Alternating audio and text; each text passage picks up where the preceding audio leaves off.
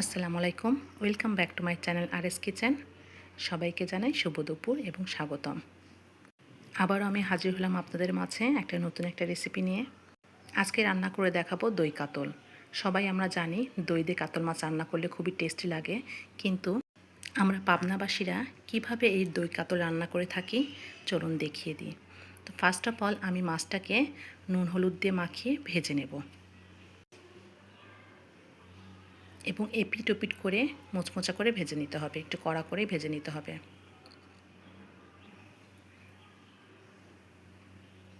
তারপরে অন্য একটা প্যানে আমি গোটা জিরা ফোড়ন দিয়ে নিয়েছি।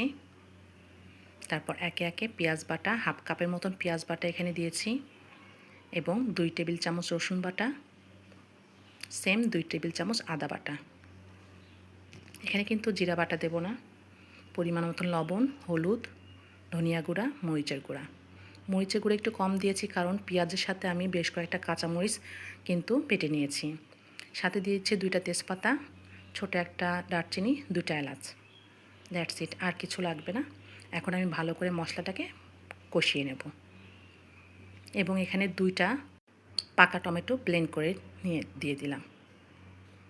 লাস্টে অ্যাড করছি দই, হাফ কাপের মতন দই এখানে অ্যাড করেছি। দইটার ব্যালেন্স ঠিক রাখার জন্য আমি 1 টেবিল চামচ চিনি অ্যাড করলাম। চিনি দেওয়ার সাথে দেখেন মশলাটার কালারটা কি সুন্দর এসেছে। চিনি দিলে কিন্তু রান্নার কালারটা একটু চেঞ্জ হয়ে যায়, দেখতে সুন্দর লাগে, টেস্টও একটু বেড়ে যায়। তো আমি এখন এই মশলাটা ভালো করে কষিয়ে নিয়ে এর ভেতরে ভাজা মাছগুলো কিন্তু দিয়ে দেব। আমরা অনেকে এই মাছটাকে বিভিন্নভাবে রান্না করে থাকি, কিন্তু আমার কাছে এভাবে রান্না করেই মাছটা যেন কেন একটু বেশি টেস্ট মনে হয়। ঠিক এই পর্যায়ে উপর থেকে আমি 4-5টা কাঁচামরিচ দিয়ে দেব।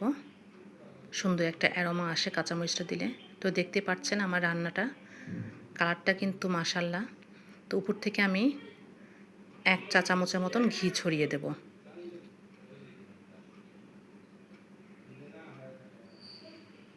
মাশাআল্লাহ, এত সুন্দর একটা ফ্লেভার আর এত সুন্দর দেখতে হয়েছে।